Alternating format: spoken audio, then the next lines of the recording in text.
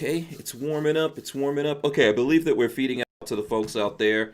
While we're waiting for confirmation, people to tell us if there's any audio issues or anything like that, I will do as I usually do and remind everyone to go to hankstrange.com, sign up for our email list there. Lola is always sending out deals and different things like that through the email list, notifying you guys. Maybe there's some videos we put up that YouTube decides to ghost as they've been doing lately. So that's the best way for us to try to notify a ton of people that are out there. We do have patches that you guys can find on the website if you're looking for the patches. We still got patches, and I've got some new ones coming. I think I shared, did a little sneak peek of that yesterday. If you're looking for Lotlow, which is Lifestyles of the Locked and Loaded, which is this channel, we've got those shirts out on Ballistic Ink, so please go check that out. As you guys are coming in here, smash the thumbs ups, share this video, do what you can to help us out. I think this is going to be a fun, interesting show tonight. I'm going to load up my guests here, and I am going to go to the beginning. Let's hit the open button right now.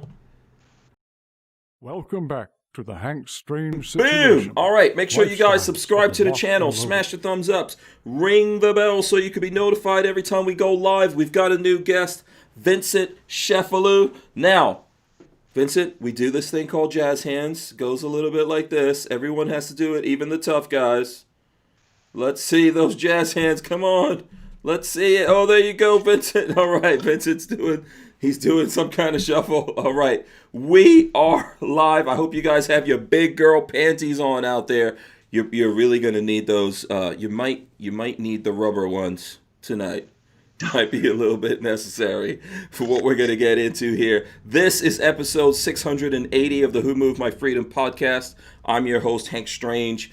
Tonight, the title of this is RatSnakes. We've got author and retired ATF agent Vincent A. Cefalu joining us. Vincent, welcome to the show. How are you, sir?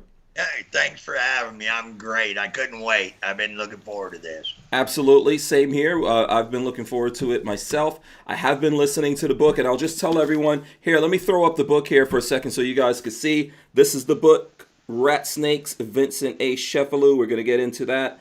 That's the proper pronunciation, I believe. It's available. You can get it from Amazon. Lots of different places out there, as well as Audible. I've been listening to it on Audible, and I am about halfway through. Very interesting, very candid look, I think, behind the scenes at the ATF when it comes to the undercover investigators. Believe it or not, that's what Vincent was for how many years, Vincent? 27. 27 years. So joining us, my friend, there he goes, Babyface P in the house. Joining us here. What's up? So you had to live a double life for 27 years, basically? Yeah, pretty much. Wow. But a whole bunch of double lives. Okay, so it wasn't just one. It was... There's a whole bunch of different scenarios, and, I went out every day maybe being somebody else. Oh, wow. Yeah. So this, listen, I'm telling you guys this. First of all, I enjoy having authors come on, people who've lived a life, and then they come on to tell us about that life. It's awesome to me. It's one of the things I aspire to be. At some point here, I will write about this whole YouTube experience, and everyone's going to get exposed in my book. But no, not really. I like fictional stuff. But I really do enjoy talking to folks out there, and we will allow you guys to ask us questions and things like that. Patrick, when you look at Vincent, if you walked into a bar or you were walking down the street, and Vincent, don't take this the wrong way, this is what gave you your undercover chops, I believe. You don't what look would you like think? you don't look like the suit wearing ATF agent that I picture in my mind when I think of going to ATF headquarters. I had a suit. Well, I had two suits. So you had two. Okay. One for church. Okay. Yeah, I mean, so is that I'm going to get into the background of who you are and everything, but was that a massive part of your job? Because, I'm trying to say, I don't mean this as an offense, but you look like a criminal. Well, that was part of the job. Right. I mean, yeah. that was like step one. Right. But looks won't get you very far. No shit gangsters can see right through that. So you got to have some game. Yeah. I mean, if I was in Hollywood, I would book you so fast.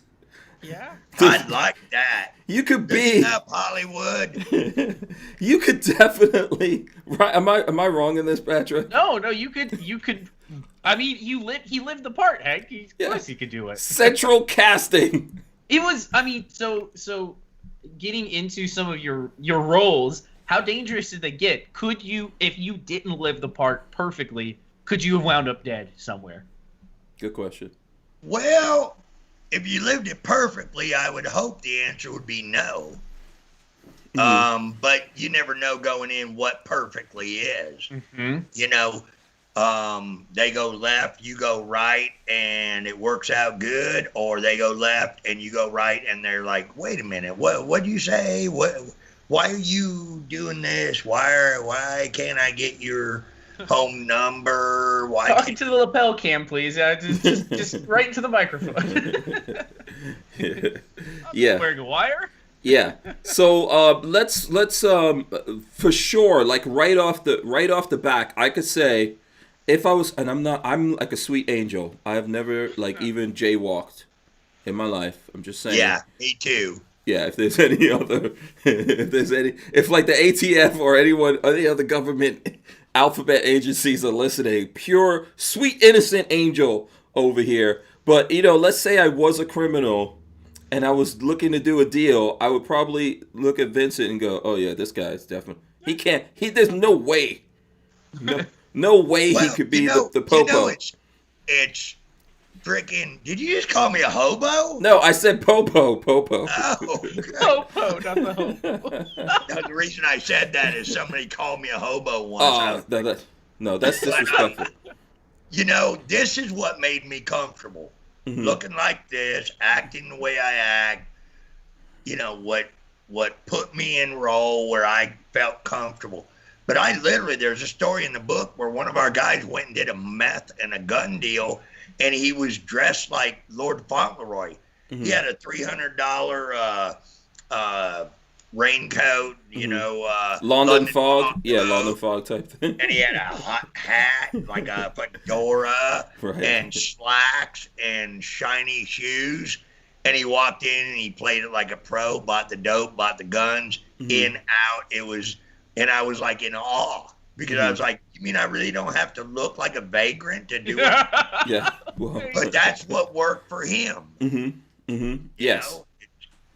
Yeah, I think that's the thing. But look, let's do this. Let's start off because I think that your background will probably, in some places, be surprising to folks. So let's just go back a little bit. Like, tell us, where were you born? What kind of family were you born into? How were you as a kid? I was middle class as could be.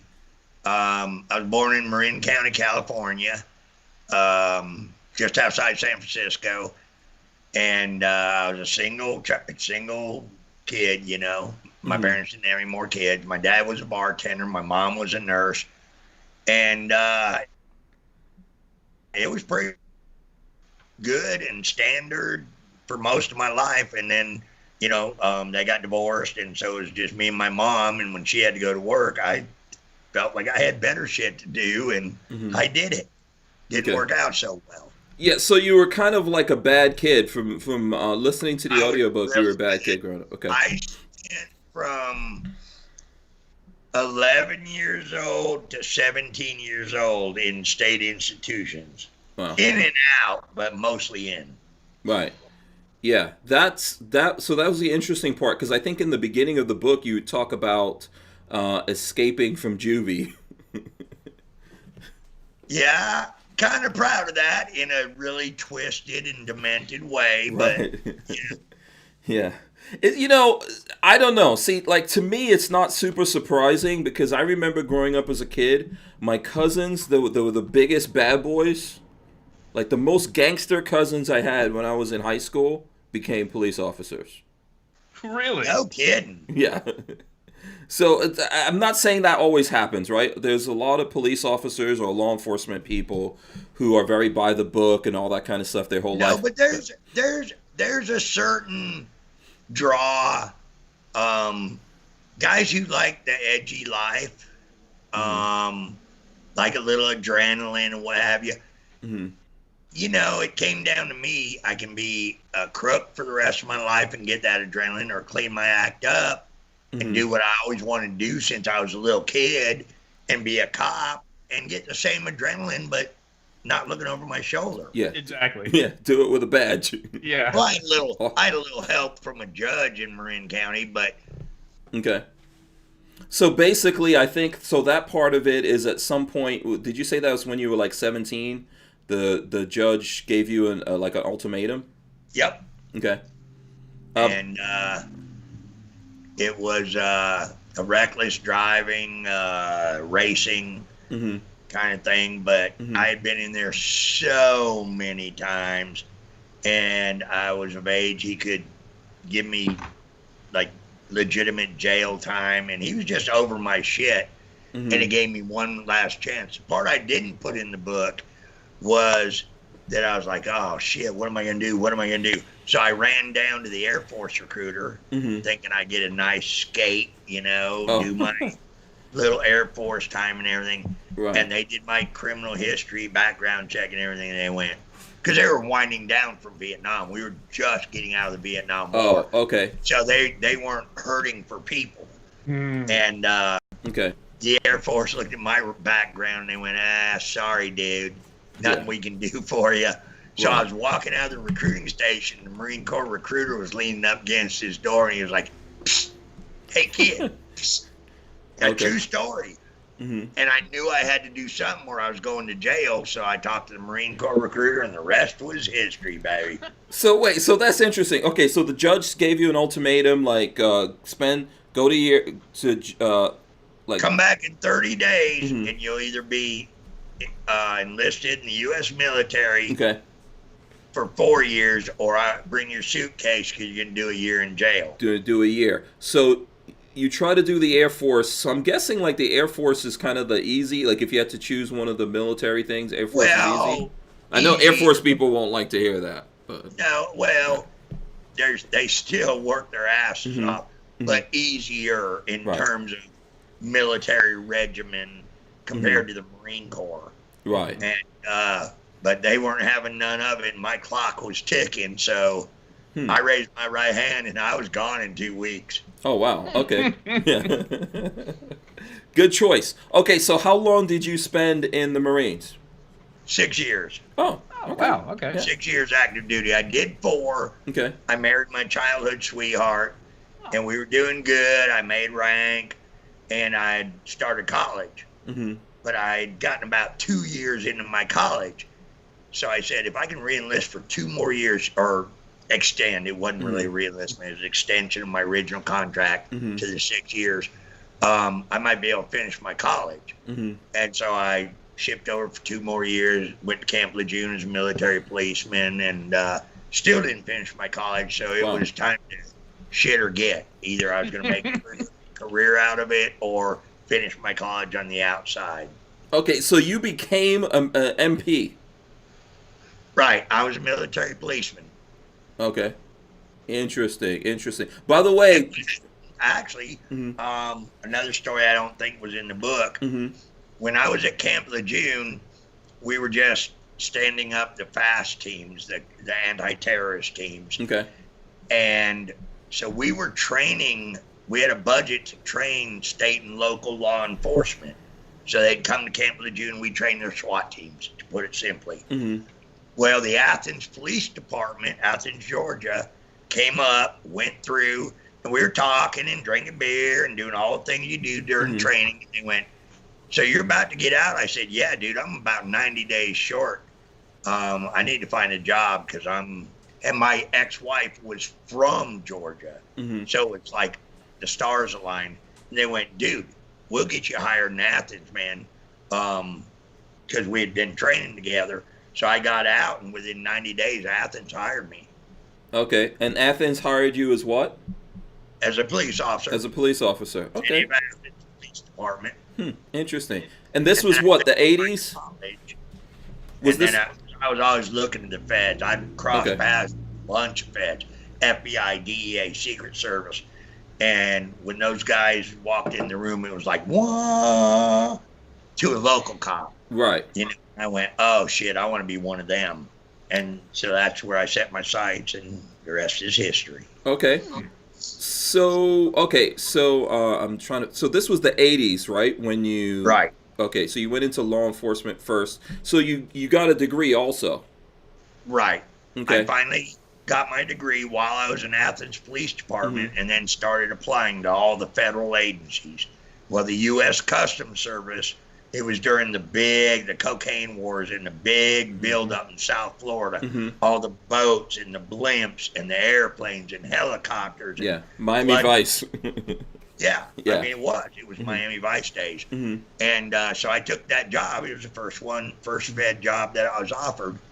But then after about a year and a half, I ran into some ATF agents on a really big case. We were working at Customs, and I went, oh, those guys rock. Okay. Like we had 20 agents on this big smuggling case, and they sent 2 guys. Oh, okay. So they were like superstars. Too. Yeah. They came riding in on white horses and did with 2 guys what we were doing with 20. Oh, wow. Okay. Yeah. So you kind of like the edge of that. Like that's probably like the Marines, right? That's probably like the Marines do that too, right? There's usually less Marines than any other. You know what? I often compared, and I still compare my days in the ATF. I'm not vouching for anything craziness going on now, but my days in the ATF was very much like being in the Marine Corps. Small, elite, under the radar. And when we were in Treasury, man, we killed it. We kicked ass.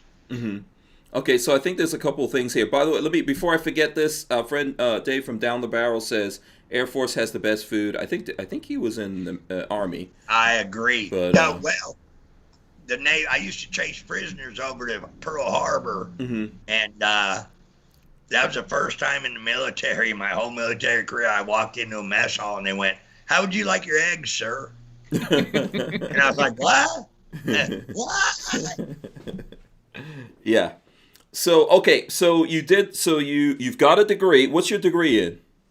My bachelor's is in criminal justice. Okay. So you have more than a bachelor's? I have a master's in forensic psychology. Okay, so you got a master's. Okay. See, this is why you shouldn't judge people. Right? This is dude, and I love it.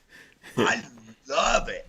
When I get asked to come out as a keynote or something, people look at you weird. See me and they make those judgments. Same as the bad guys.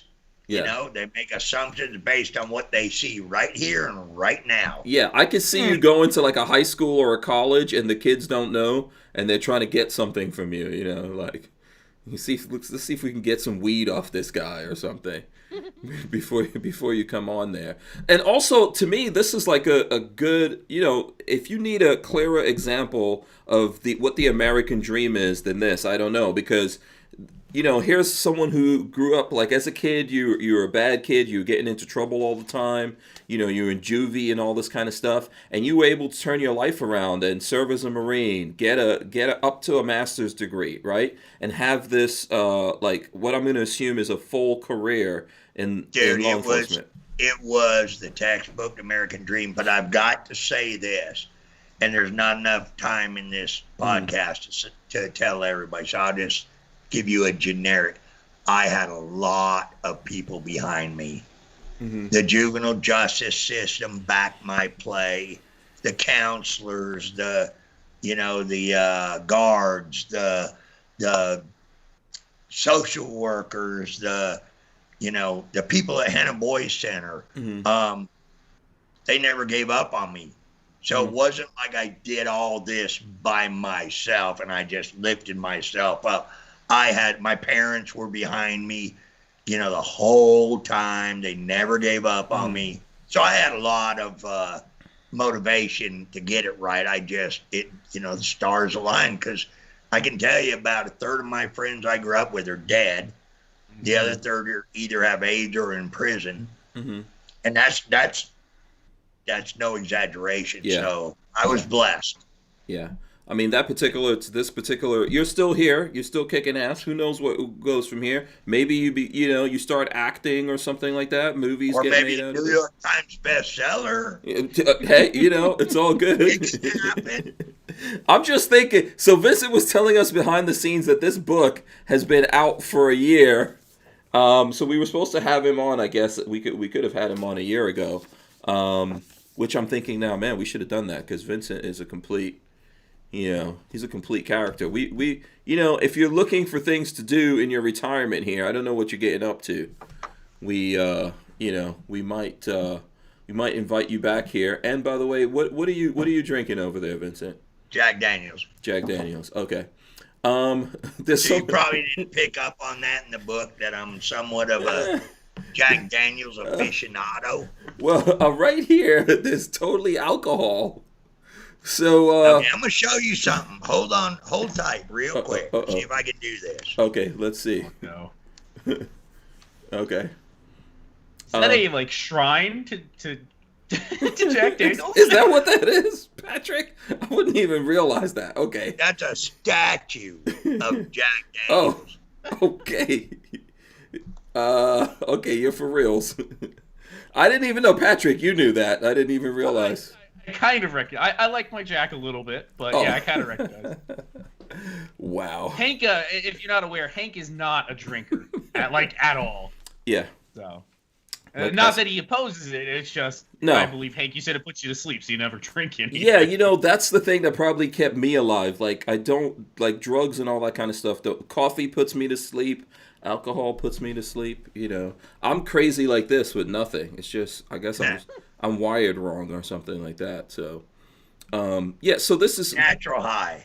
You got a natural high, bro. Yeah, absolutely. Patrick, do you have any questions here? No, I'm just enjoying the conversation. When something pops up, I'll throw it out there. Yeah. So can you tell us where you are now? You're retired, right? I'm retired. I'm in Tri-Cities, Tennessee. Mm-hmm. Bought a lake house. Okay. I hunt. I fish. I drink heavily. So being in retirement and having put many a folk away, do you have to watch your back at all? Do you feel like at any moment there could be it could be your time, somebody could come try to find you? No. You know what? I was raised with a bunch of old Treasury revenue dudes, and those guys, those were some courageous dudes. They'd go out in the woods and stay for 3-4 days at a time waiting to bust a still. Mm-hmm. So, I was raised in this job by some really, really talented police officers and federal agents. And one of the things I realized early on, if you ain't got the stomach for it, don't do it. Mm-hmm. I guess that there's a risk. We've had agents attacked. We've had, things happen, threats made and what have you. But I'm easy to find. But there better be more than 30 of you. Okay. So, yeah. By the way, shout out to Razor JB. I see Razor out there. Razor JB says schedule his next appearance already. Listen, if we could definitely fit you in, man. We do this Monday to Friday over here. So, what kind of in your career? That question that Patrick just asked, I thought was a good one.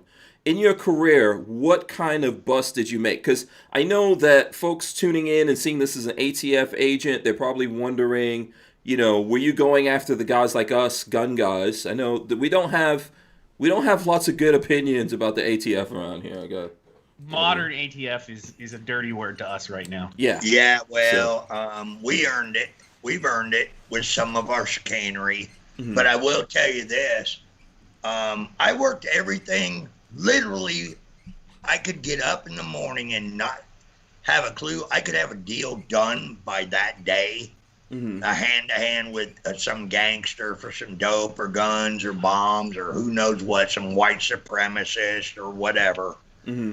Or I could get a phone call, as happened, and I was in Vegas for 6 months, with no notice. Hey, love you, wife, love you, kids. See you when I see you. And, that turned out to be a long-term, very complicated, deep undercover operation. Okay. So was it like, so is it? Wait a minute. Okay. Wait a minute. Okay. I do want to address the one thing you asked. Do we go after folks like you? I never, ever sent an innocent person to prison. Now, that being said, and I mentioned it in the book, I was asked on several occasions to press the envelope. There was a Vietnam veteran. He brought back AK that he took off of some North Vietnamese army guy or a Viet Cong. Killed him, took his weapon. Spoils of war. Shipped it back. Problem was they did away with the War Trophies Act and what have you. So it was technically illegal. It was mounted on his mantle, and the barrel had been welded shut. Okay. It was Special Forces, a Green Beret in Vietnam. The guy was a Green Beret? Yes. Okay. And his wife and him were getting divorced, and she got a case of the ass and notified the local police, who notified ATF that this guy has a fully operational machine gun in his house, and blah, blah. And so I was tagged to do the undercover, and I went and I met the guy and I saw what we were talking about, and I went back and they said, all right, we need to do a search warrant. You go in and we'll do the search warrant. You get him talking about the gun and everything. I said, I'm not going to do that. I'm not going to do that. This is, if there was ever a case for an abandonment, which is a procedure in ATF, if you come, your grandpa dies and you find a machine gun in his attic and you don't want it, but you abandon it to ATF and no harm, no foul, and we just destroy it or do whatever we do with it. And I thought, this is a perfect case for an abandonment. War hero, Silver Star, I believe. And we went to war, and I just said, I'm not doing it. I will not do it, and I'll testify in his behalf if the case comes to court. This is bullshit. And the bosses finally backed down and sent the agents out to take an abandonment, which was kind of sad to me. I mean, the guy earned the trophy, but it was better than going to prison and blah, blah, blah. Was that destroyed? We don't go after guys like you. We go after guys that are out there killing people, planning to do harm to people. Yeah. So, okay, there's a couple things there. Len Holt says, is it safe to say Vincent was on the enforcement side over policy side of the ATF? Yes, I was absolutely enforcement. Policy would have come in if I'd have promoted up through the boss system, but there came a point where I decided I was not going to go that route because I couldn't stand shoulder to shoulder with some of the policies. And, if you're going to be a boss, be a boss. And I couldn't concur with some of the things, some of the ways ATF was going. So I chose to be a street agent my whole career. Okay. All right. I got to respect that. Not everyone wants to be a grunt the whole time, right? At some point, people decide, hey, I want to wear the nice fancy suits and all that kind of stuff. But you know what? In all actuality, there was sort of a mantra throughout ATF. The highest grade you can get as a street agent is a GS-13. That's a pay grade is all. But that's the highest you can get as an agent, not being a boss. And everybody, to a person that I knew and respected, that I worked with, said GS-13 for life. You start getting into the policy part of ATF, you start selling your soul just because of the way the agency was constructed. Yeah. That's a tough line, right, Patrick, to walk here, because I think we we rant on the ATF. I mean, we've done it recently. Yeah. So, did you feel like there was? Is there kind of a disconnect between the foot soldiers and the guys making policy? Absolutely. Yeah. Absolutely. And we That's were what I figured. including the policy making because there are so many field agents out there. There are icons of ATF that are out there. Just Google them. There's some like no shit heroes and guys who have made, blockbuster cases. And nobody ever came to them. Nobody ever said, look, we're getting ready to adjust our firearms policy or our enforcement policies. What do you guys think about this? Yeah, the big problem. Better. Yeah, I think the big problem. Always knew better. Yeah. Trust me. I think a big problem over at the ATF is the politics side of it. And it's unfortunate that the people at the top tend to be political appointments, right? So sometimes, you got the wrong guys in there, or they're trying to dismantle maybe the Second Amendment versus, like you're saying, you guys were going after the bad guys that were using guns. And I mean, ATF is more than just guns, right? So it's alcohol, tobacco, firearms. Well, And explosives. And explosives, yeah. Arsons and bombings. Okay. Yeah. So so enforcement or undercover work that you did, was that, I know in the book you talk about back in the days, I guess, the first wave of guys were going after the moonshiners, right? Or alcohol, because that, which to me that's a politics thing right there. Why did they make alcohol illegal? No, it really wasn't. Okay. I mean, yeah, going back to the 30s, yeah, that was a politics thing, and the Prohibition Act. But I was talking about in the 60s and 70s. Okay. But there was a real big problem at the time, and that's why the agency was formed in the 70s, and 72, right? it was correct, July of 72, and at that point, there was so much bad liquor going around. People were dying. People were going blind. There was untaxed liquor sales going crazy. So Really? it wasn't a push against alcohol. It was a push against illegal alcohol. Okay. But then the Gun Control Act, we got swooped up in that, and they said, hey, alcohol, tobacco, and firearms, perfect agency to enforce these. Well, these were basically new laws, 3 years, 4 years old, and they were dumped in our lap. So we had to develop policies to enforce the Gun Control Act and the NFA and everything. Right. What's your take on the Second Amendment? Let's just get that out. It's probably a blunt question, but how did you look at it, and how do you think that your fellow agents looked at the Second Amendment? And I know, like, your viewers are going to probably start typing bullshit. I call it bullshit. But to a man, I mean, there were those standouts that were just playing politics, or if it was a Democrat in office, they were trying to move up the ladder by being anti-gun and blah, blah, blah. And there's always those knuckleheads. You always got the 10%. But in general, ATF agents love guns. And they love the Second Amendment. We are the only agency. Think about it. Tell me another agency whose jurisdiction is solely based on the Constitution. Tell me one amendment that talks about the FBI or authorizes the FBI to do shit.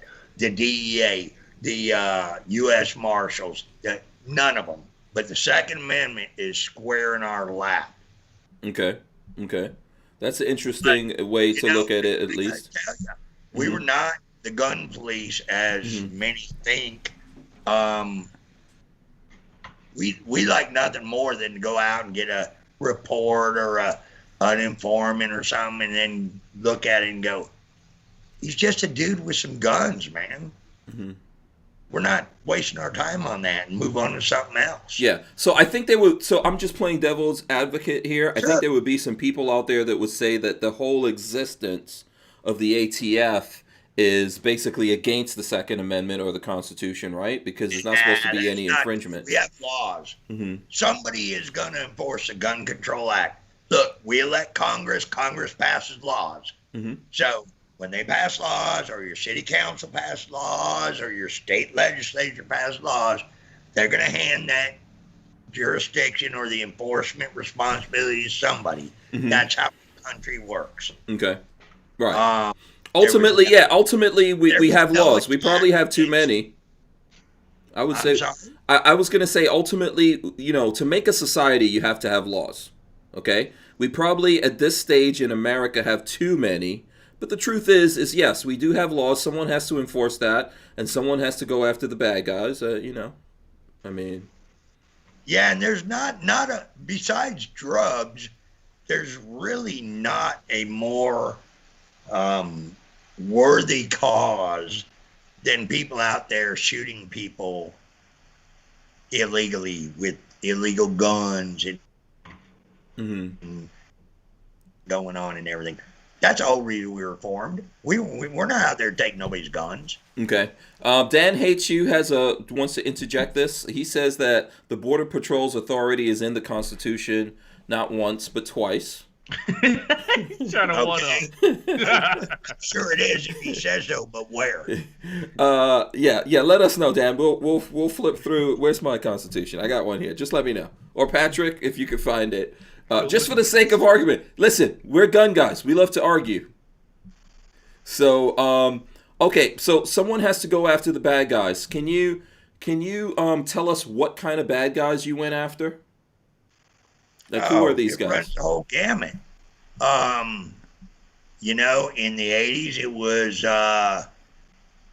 Colombian and Peruvian and whatever drug dealers, cocaine cowboys in South Florida shooting up, South Florida and Miami.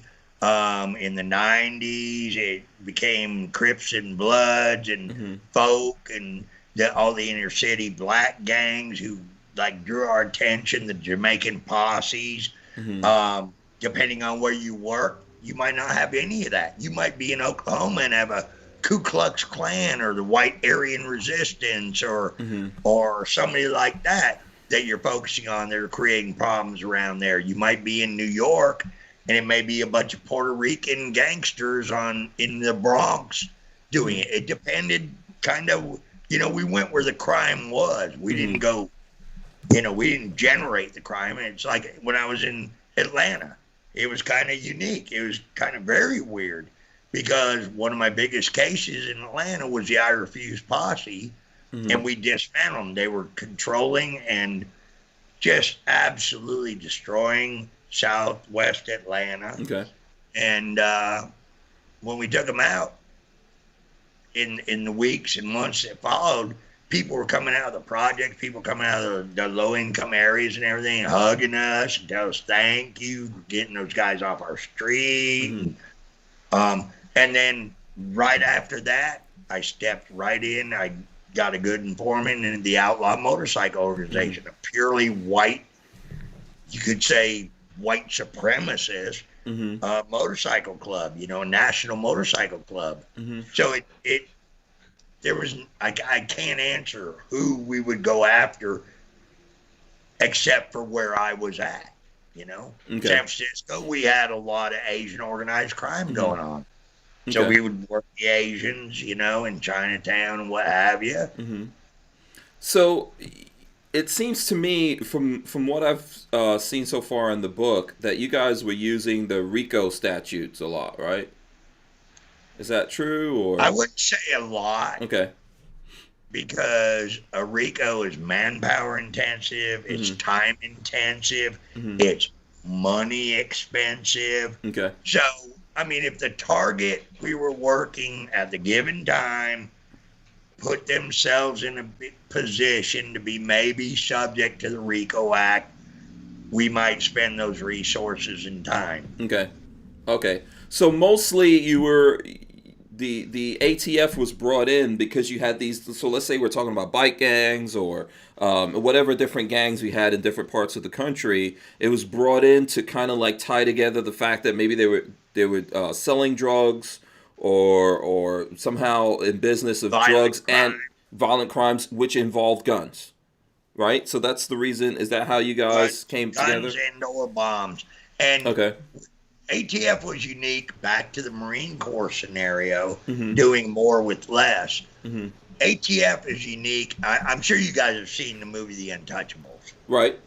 Yes. Well, that was sort of the underpinning of ATF. The prohibition agents and what have you. And then later we became an agency. But that being said, what you noticed in The Untouchables that is true to this day and is carried on throughout our history as ATF is you send one ATF or two ATF guys into a major city and they will cultivate assets with the local homicide or the local drug unit or vice or auto theft or whatever.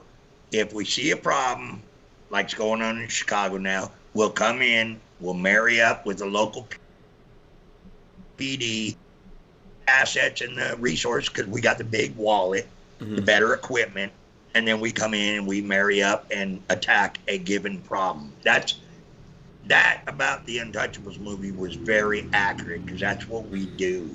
Okay. All right. Kind of like a guerrilla warfare kind of thing, I'm guessing. Yeah. In terms of going kind of like the special forces. You know, they send in a 12-man A-team, but then gather up the villagers to fight the enemy. Well, same thing with ATF. We come in. I will say if there is a federal agency that mirrors or is most comparable to street police work, it would be ATF. And everybody will tell you that.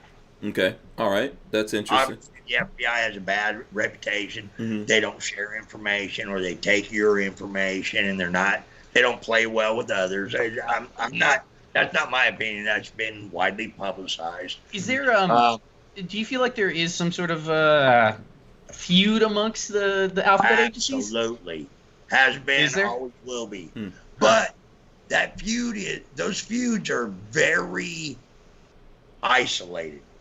Clearly, the FBI and ATF from July of 1972, boom. Why? Because all the bombings, all the arsons, all the cool stuff, the violent crime, the drive-bys, the gangsters and everything came to us. And they didn't like that. Okay. You know, we think they should be the end-all to end-all for everything. And they do a lot of shit really good, don't get me wrong. Yeah. But I'm just saying, there's not a lot of FBI agents who can travel in our world, our being ATF. They're the suit and tie guys you were talking about. Yeah, exactly. Yeah, so the interesting thing about that, and people can correct me if I'm wrong here, it seems like the movies reflect a lot of that stuff as the FBI going after it. Like, I don't seem to remember a lot of movies out there where the agent fighting this stuff was an ATF agent. Is that wrong or? No. You know, the one with Denzel Washington, that was a great ATF movie. Which one was Denzel an ATF agent? Oh, Google it up, man. Let me pull it. I'll pull up his stuff. Give me a sec. Yeah. It's a one-word title. One-word title. Let's see, Denzel. Okay, and then while we're trying to figure that out, down the barrel. Speaking of Denzel, he says, "What's the Deja Vu?" No, Deja Vu. Okay. He was an ATF agent. Oh, he was in that. Okay. And Jackie Brown. Come on, brother. Oh, Come okay. on. See, I gotta go back. Because it wasn't registering in my brain. Like in the movies, the glory always goes to the FBI. Okay, so what was Keanu Reeves in? What was that movie that Keanu Reeves was in, where he's shooting? They have 10,000 agents. We have 2,500 agents. Our budget is $1.9 billion or something. Their budget is $20 billion. Okay. So why do you think their media presence is a little better than ours? Right. Yeah. Yeah. Plus, remember, for the first 20 years of my career, we were under U.S. Treasury Department. Okay. FBI was justice. We were treasury. Okay. So every time these fights happened, the Department of Justice had to fight treasury, and they were doing their political thing up there, and we just did what we wanted to do because we didn't care about the FBI or anybody. But when we were placed under justice after 9/11, now we all had to be in little lockstep with FBI and DOJ, and we were a lot leaner and meaner under Treasury. Okay. Well, I was wondering if you had more money under the Treasury, right? Because Treasury would probably no. Okay. We were horribly underfunded and underrepresented in Treasury. Under Treasury, when I came on, was the Customs, the IRS, the Secret Service, and ATF. Okay. That was us. But because think about it, Secret Service, they're not going to tell you shit. You're never going to hear a press release or whatever, unless there's an assassination attempt or something. But they still limit what they say. They don't really put a lot of info out. Riding under the radar. The only one that really ever gave us grief was the NRA. Customs was kicking ass in South Florida, seizing tons of drugs, and the IRS, everybody hated already. So we were cool over there, and we were under the radar. Dude, I did so much shit. I kicked so many doors under Treasury that once we came to justice, took me about 3 or 4 more steps to get the authority and the authorization to go kick the same doors. Okay, yeah. That's funny. That just reminds me of, in the book, you say the first... Can you tell the story of the first time you kicked in a door? How'd that go? That was... Do you remember that from the book? You should. Was that the one where I put my foot through the door? Yeah. No, I'm not going to tell that story. Yeah, I put my foot through the door, literally. Right. I'd finally earned the respect and whatever of my fellow agents, and you're breaching this door. But nobody ever told me how or when or why. They just said, breach this door, and I kicked a hollow door right through the middle and had my legs stuck in there, and the bad guys running down the hall, and I'm sticking my gun through the hole in my leg. Yeah, it was bad on every level. Yeah, so there wasn't a class on how to properly kick in a door. No, now there is, but there wasn't back then. Yeah, I bet. Wasn't back then. What is the proper method of kicking in a door? Foot right next to the deadbolt, right? Exactly, at the lock. Any force, be it a ram or be it a foot, and we used to literally kick doors because we didn't have rams. Nobody had invented rams yet. Right. So you kicked the door. Right. You kicked it 2 or 3 or 4 times, whatever. But you kick it at the lock, pry it away from the door jamb. But nobody told me that, so I kicked it right in the middle. My foot went right through, and Close 4 doors, just boop. Yeah. It was pretty embarrassing. Yeah, if that was in today's times, one of those dudes would have that on a GoPro. Yeah. I guarantee you. Oh, yeah. It'd be on YouTube forever. Yes, there's So instead, I just wrote a book and embarrassed myself rather than you. No, that was I laughed out loud when I was listening to that part. Down the Barrel LLC wants to know what's the craziest thing you've ever seen. Like, have you caught people with grenades, M60s, or something like that? Oh yeah, it's in the book. Just buy the book. Hold the book up. Here we go. Yeah, we'll show the book once again. There you go. Buy that book. Tell that dude to buy the book. Yeah. So there you go. But okay, since he asked, probably the craziest one was we had a suspect who was believed the Highway Patrol came to us. They'd had a couple of their Highway Patrol cars, grenades thrown on them. And at remote places, they weren't in it, but it became a problem. So they called ATF. The agent in Oakland called me and said, I like how you put that. It became a problem. I'd say. Yeah, somebody's going around. Yeah, they're tossing grenades. Some of that you got to expect. Yeah. But really, in this case, they were concerned. They came to ATF in Oakland because it was happening in the East Bay. Oakland ATF was able to identify a potential subject possible suspect. Mm-hmm. He'd had some beef and voiced his beefs with the Highway Patrol. But he lived down an old dirt road out in the country in a trailer. A long story short, I went out there and acted like I was working on this house that was under construction, which by the grace of God, and I mean that truly, the house was being built by one of the Contra Costa district attorneys. Wow. Him and his wife were building a house up the road from this guy. He had to go right by the house to go to his trailer. So we reached out to him and said, hey, can we hang out there for a day or two? So I was out there acting like I was pounding nails and shit. He drove by a couple times, waved, blah, blah. Next time he stopped, we smoked a cigarette. Mm-hmm. I got my way in. Long story short, he was making the hand grenades and delivering them. Whoa. Okay, hold on one second. Okay, so I was assuming that you can just, like, you have to buy these things. I didn't realize you can actually, like, make your own grenades. Yeah, well, we're not going to go into that. I'm not the book, and I'm not going to, like, help criminals. No. I'm not saying. Yeah. Out of you curiosity. buy a hollow grenade, and then the rest you can find on the internet. So anyway, this guy had been making them, and he ended up buddying up to me, told me about it. I said I could use a couple of those.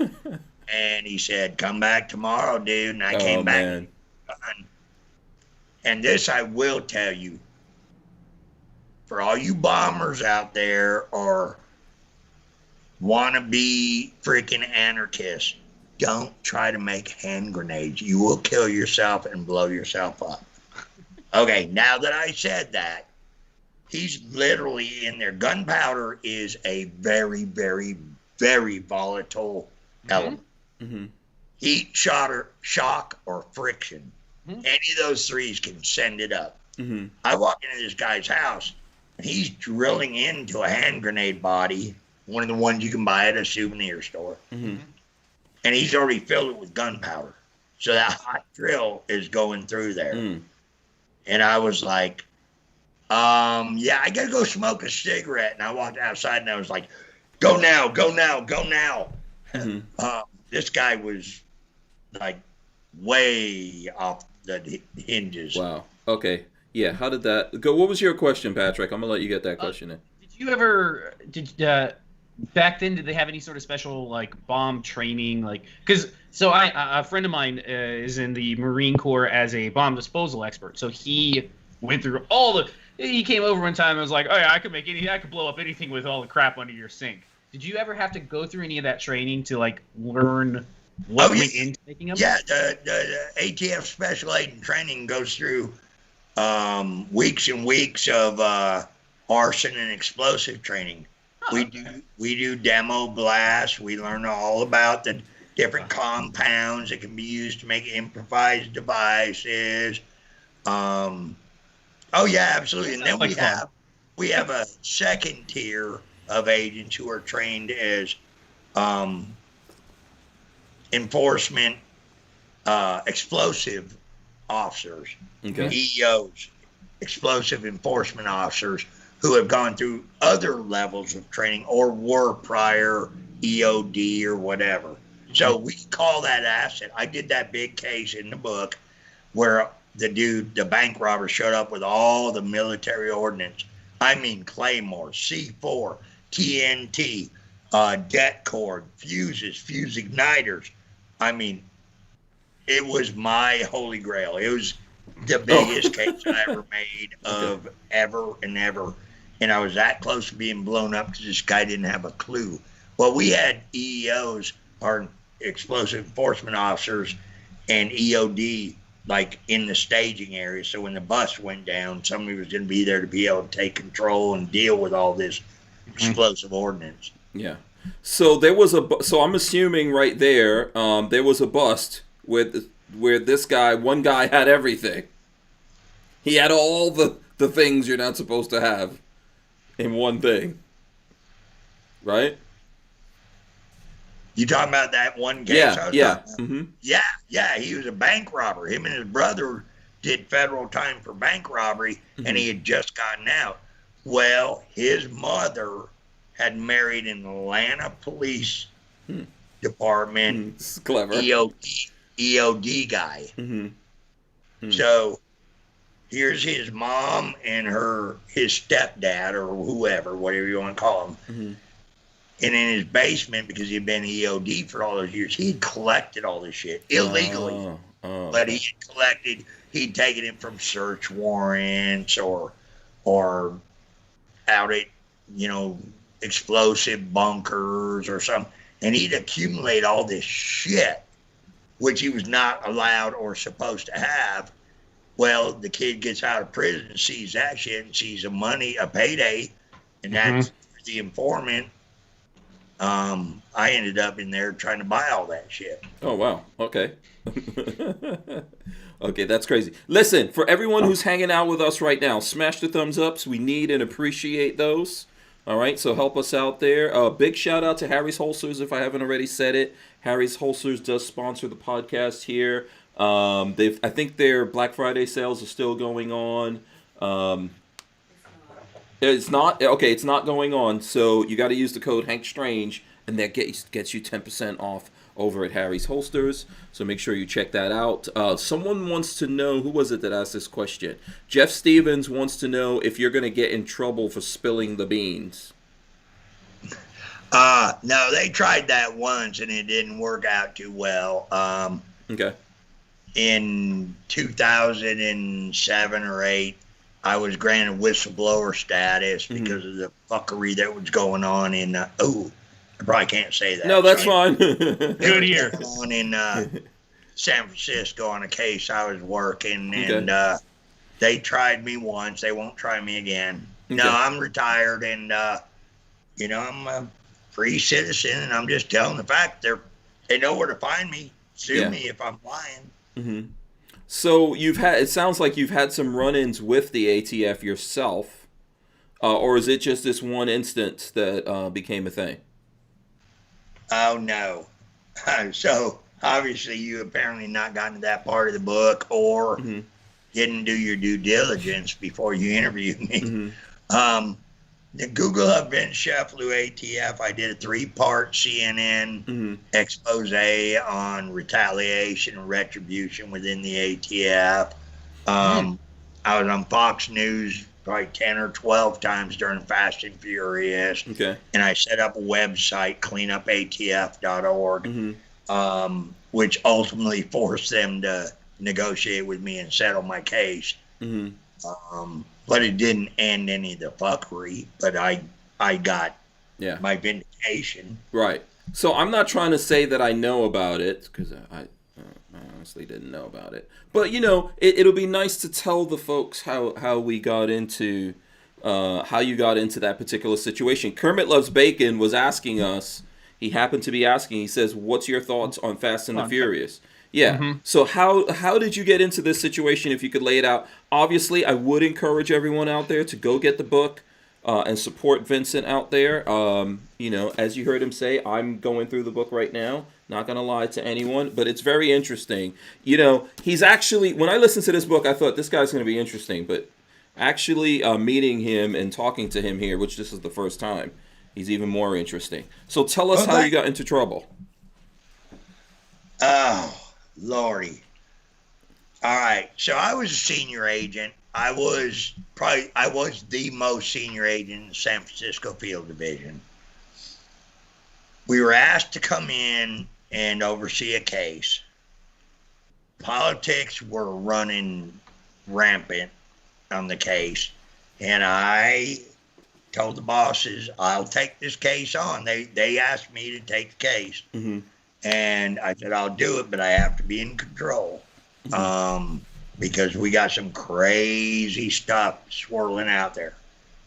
It was worthy of investigation, so I said, I'll do it, but I got to make the calls. Well,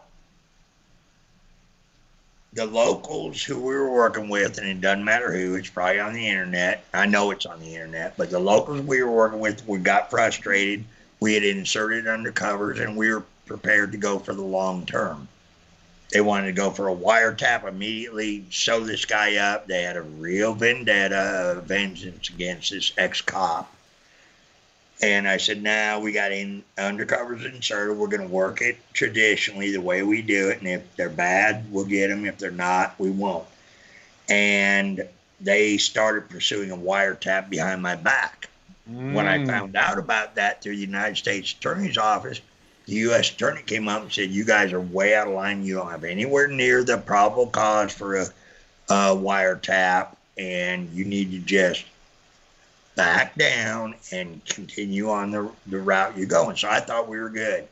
Come to find out, they were pursuing a wiretap behind my back anyway on the state level.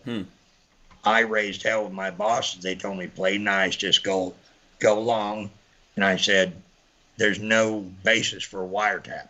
We've not exhausted all of our resources, which is one of the predicates to getting a wiretap. You don't get to just go in and say, I know this guy's dirty, I want a wiretap. You have to exhaust traditional investigations, undercovers, surveillance.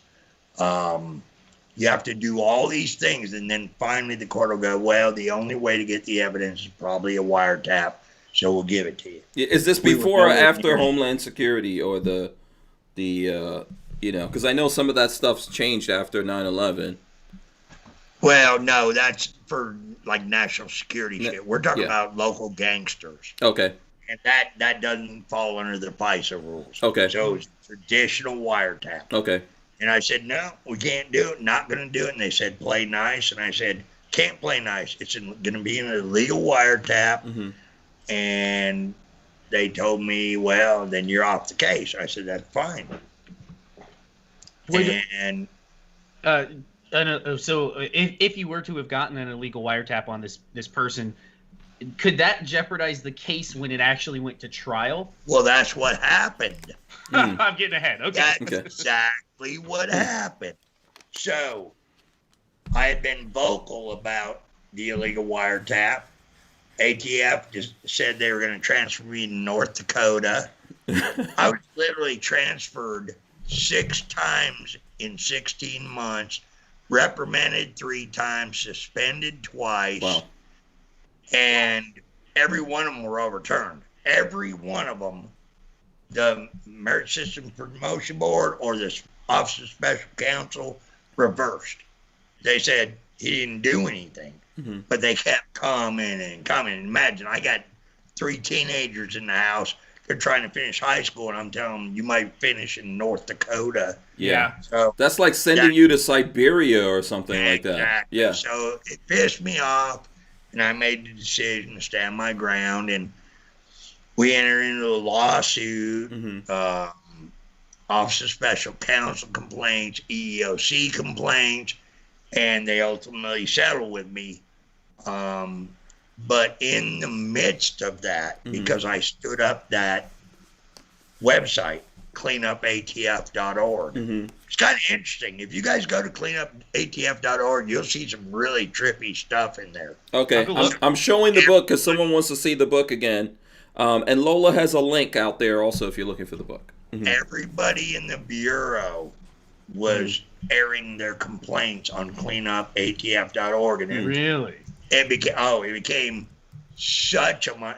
DOJ wanted to shut us down, but there's a freedom of speech thing and all that. Okay. So in the process of that, here I'm just basically trying to fight for my life and keep my career alive, and a couple other people chimed in. They're doing the same thing to me and whatever. All of a sudden one day we get an email or a posting on there.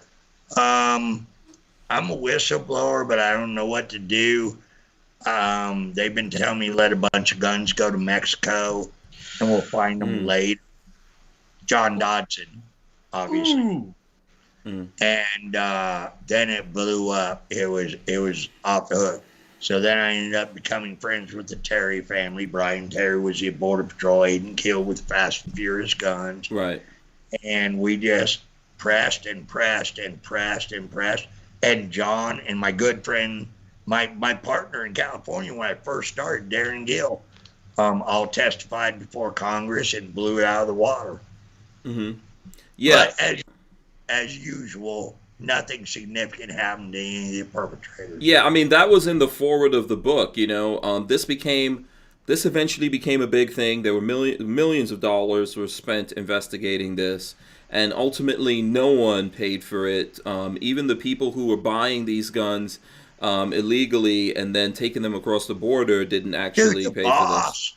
The boss who was threatening the agents, if you like expose this or don't go along with the program, you can quit ATF. That dude is like a supervisor right now. Mm-hmm. Yeah. And if I'm not so here's a little bit of history for me. One of my friends, Mike Daddy. I don't know if you've ever heard of Mike Daddy. I love Mike. I know Mike well. Oh, okay. He's a good dude. Also a Marine, and he went through this whole thing, right? When there were guys coming to him, he is an FFL. That was during wide receiver, I think. Right. Yeah, wide receiver. So were you in the agency during wide receiver? I was, but I had no clue until it hit cleanupatf.org. Mm-hmm.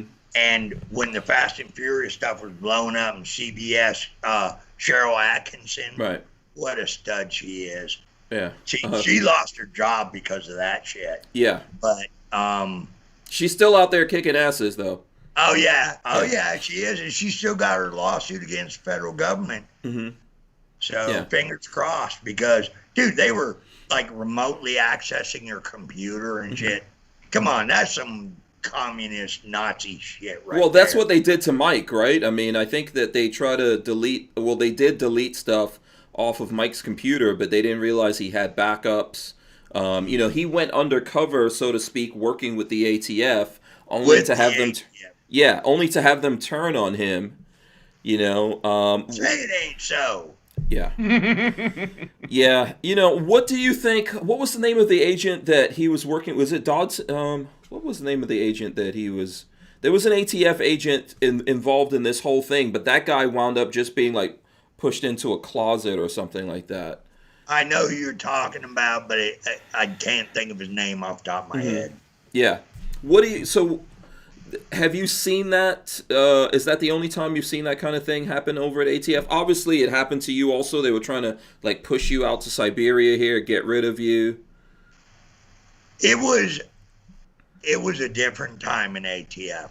I had not seen that level of vitriol from headquarters, like us and them mentality.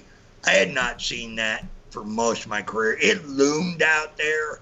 There was always that thread of, you better be on the team, but it wasn't near. They just went blatant in, 2000 and just didn't care. There was a bunch of managers who were up there that were they were the Miami Mafia. Mm-hmm.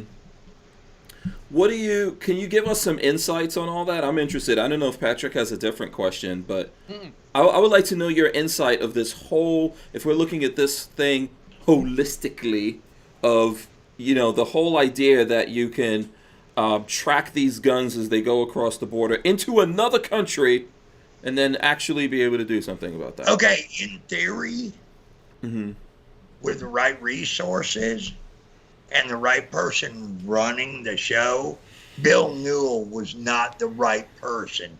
George Gillette was not the right person. They were cutting corners and what have you. Had we hooked up with the State Department or certain intelligence agencies, tracked those firearms and had assets on the Mexican side of the border. Problem was, my buddy Darren Gill was the attaché in Mexico. Okay. He was the head ATF guy in Mexico, and they weren't telling him shit. And when he started hearing this, getting glimmers that guns were coming across and they weren't being notified, he fought it, and they told him, shut the fuck up or you'll be out of Mexico. Wow. Yeah. So, okay, he wasn't aware. Was Mexico aware? To your knowledge? No. Well, they started to become aware, okay, but they couldn't get any information. Darren would call the SAC of Arizona Bill Newell, who was overseeing this whole straw purchase, video, track, whatever. And Bill Newell would tell him, none of your business is an Arizona operation. Stay out of it. Yeah. Well, Bill Newell was letting all these guns go across the frickin' border, and the agents were screaming like, "Why aren't we taking these guys down?" Yeah. So SAC is what is that? Something agent in charge, or what is SAC? Special agent. Special agent. Okay. Bill Newell was the head poobah over Fast and Furious. Okay. He was in Arizona. John Dodson worked for him. George Gillette was the assistant special agent in charge. And that when these agents were screaming like, "Why don't we taking these guys down? Let's take them now," they'd say, "No, let them go." So John Dodson tried. God bless John. I love John. John's a good dude. But he went to Radio Shack and tried to buy some transmitters and create his own shit, which when you're in a $1.9 billion agency, you shouldn't have to do that. No. We should have the state-of-the-art tracking equipment. Right. But they weren't interested in that. Mm-hmm. So John tried to track them. The batteries died. They didn't work and everything. And these guns are showing up. And John went to him and said, "Dude, we're going to end up one morning, we're going to wake up and somebody's going to say an ATF agent or a federal agent was killed with one of those guns we let walk." And sure enough, Brian Terry was killed with one. Mm-hmm. I've always kind of been of the opinion that letting guns walk across the border was some sort of there was more to it than just trying, obviously, to track criminals. Do you feel the same way? Was there something that they were trying to get out of it from the Second Amendment side? Well, all I know, and I don't draw any inferences, I'm just a brick agent. All I know is after all that happened and Brian Terry got killed and all those guns were killing like hundreds of Mexicans down across the border, they were able to get a temporary multiple purchase ban on rifles in Texas, across Texas. Mm-hmm. So that was part of it. Many people have speculated that this whole operation was to go, "Oh my God, there's hundreds of guns in Mexico. We got to stop gun sales in Texas and Arizona and wherever." Mm-hmm. I can't tell you that's not true. Mm-hmm. Yeah, I mean, I felt that way too. We're talking thousands, right? Thousands of guns. Oh yeah, 2,000. Yeah.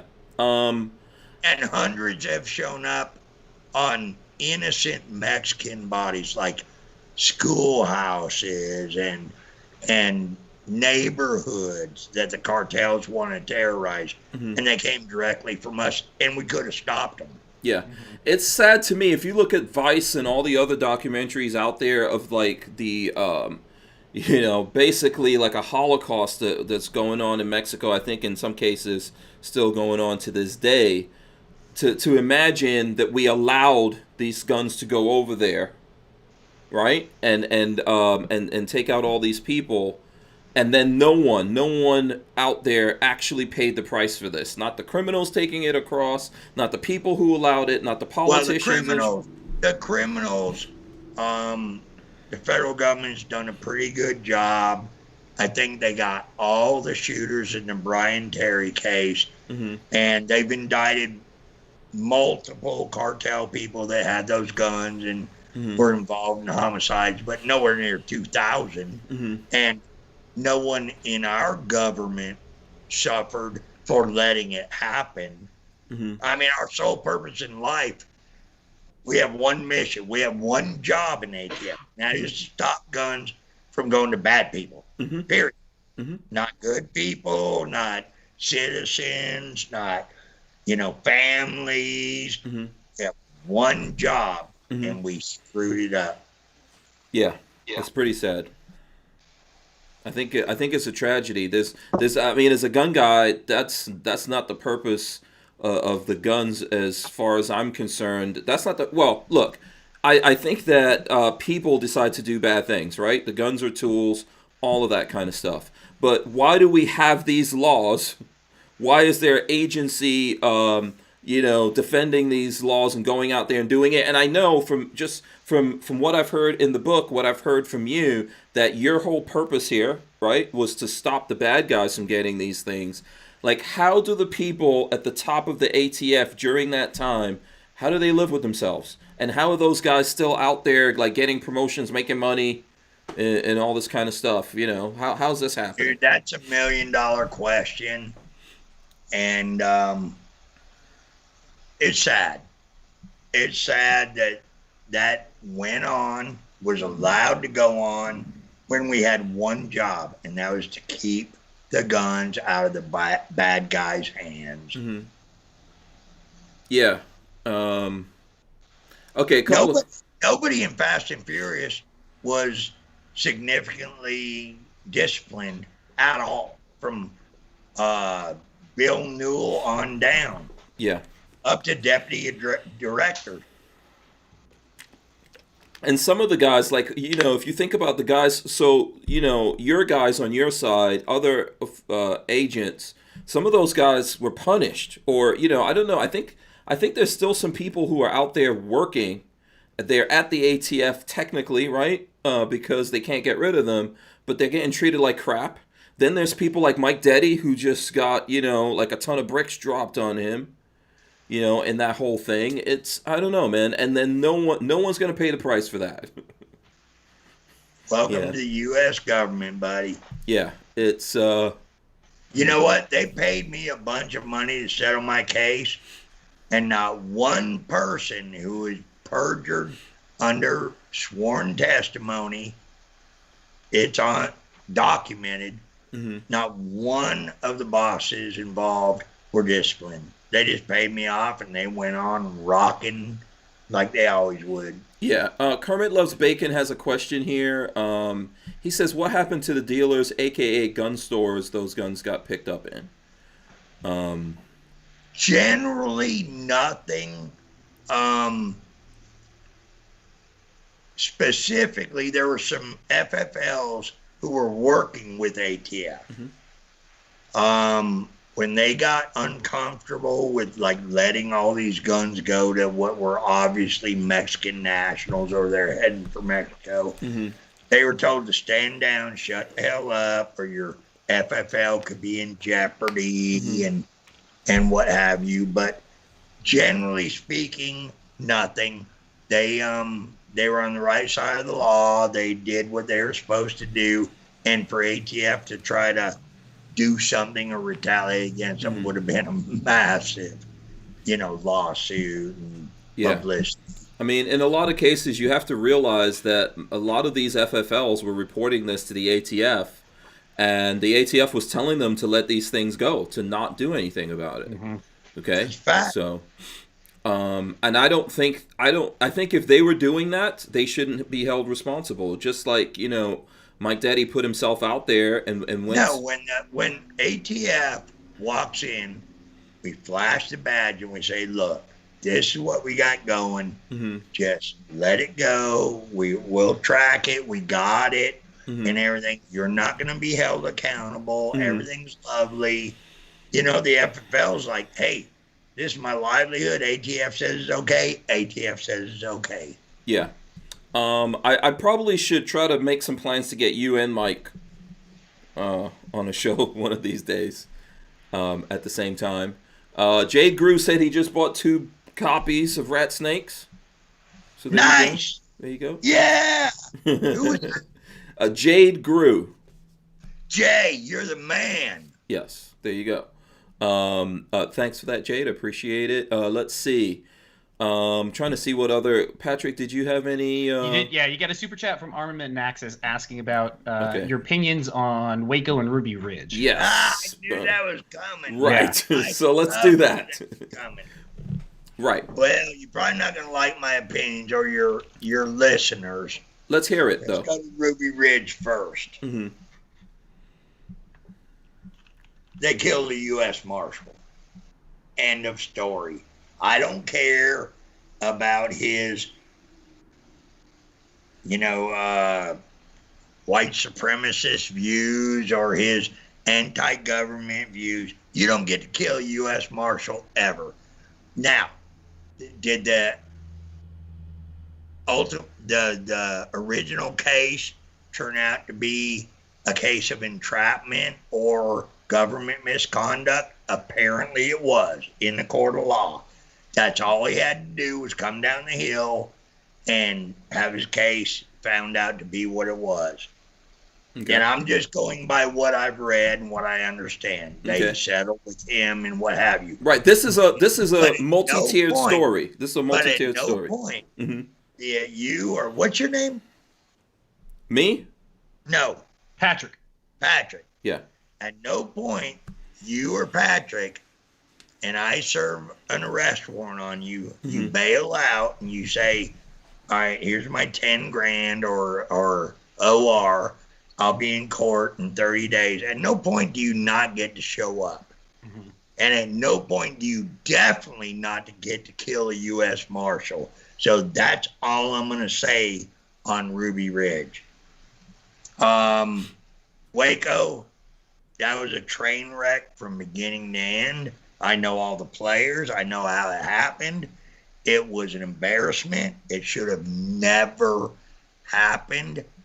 That being said, they had a lawful search warrant, albeit the tactics were questionable and the Treasury report is out there. They fillet us. But all that being said, there was a lawful search warrant. You don't get to kill federal agents serving a lawful search warrant. Ever. You take your day in court, you get your lawyer, and blah, blah, blah. You don't get to shoot it out with the feds. Ever. Okay. Now let me just do this follow-up because Armament and Axe is the person who asked that question initially. He says, did they know he was a U.S. Marshal? I'm sure all of this has been investigated ad nauseum and is a public record. Did they know, or should they have known? I'm reasonably certain, based on the evidence and the testimony, they will say they didn't know, but they knew it was law enforcement. And why did they know? Because he failed to appear. Had he appeared, none of that would have happened. Okay. So you're saying, well, he knew he was in trouble, and then, so I guess... And who else would be out in your woods, scoping out your house in camouflage and ninja gear when you failed to appear for a federal firearms violation? Okay. I mean, come on. Right. Look, the common sense has to be applied. Right. So, okay, so with Waco, you said that was, what were your exact words here? That, a train wreck? Train wreck, yeah. A fuck story? Okay. What? Go ahead, Patrick. Real quick, just to get my timeline straight in my head, what year did you retire? When did you retire out? I retired in 2014. Oh, so you were there for a lot of this. Like you were in the agency. Waco. Yeah. So were you act? I'm pretty sure I hit this already in the book. You weren't actually at Waco when everything went down, right? You were. You were standby. I was not at Waco at the shootout. Okay, you weren't at the shootout. Oh. Okay. I'll give you the build up. Okay. Each field division, we had 20. We have 26 now. I don't know. We may have had 24 field divisions. Each field division had a SWAT team, an SRT. As part of that system, we were aware something was happening, but it was real hush-hush. We weren't getting details, but we were put on standby. The morning I saw it on TV, just like everybody else, and then my beeper went off. We got on a C-130, went to Waco. So I was there probably on the March 3rd or 5th, whatever. By then it was a total fuck story.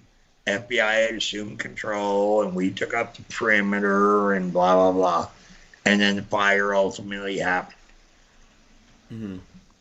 So what was your question in there? I got sidetracked. I think that answered it. I think it was just what part did you take in it? Yeah. But yeah, for me, it's good to know when you retired out. So you've seen A lot. a lot of changes. Yeah. Lots and lots and lots. Yeah. Yeah, I saw the first 40 years, 45 years of this bureau. Yeah. Mm-hmm. I mean, because if it started in 72 and you went in early in the 80s, right? Right. Yeah. I mean, it was maybe going, 8 or 10 years or something like that before you went in. So you're probably like second gen. The first gen of dudes. I was second generation. That's Yeah. a good way to put it. Yeah, but those first gen of dudes, those are like cavemen. You're like, starting to live in mud huts or something now. But you've seen a lot, like a massive leap of what was going on over at the ATF over those several generations there, right? Yep. Yeah. So And you know go what? ahead. In retrospect, Waco was a huge mistake. Mm-hmm. There was like 482 ways to handle that, and we picked 483. Mm-hmm. I mean, we fucked it up on a lot of levels, but that doesn't mean we were wrong. Mm-hmm. The bottom line is those people were buying up hand grenades, automatic weapons, auto sears for their guns. They were amassing for the apocalypse, Mm-hmm. and they got it.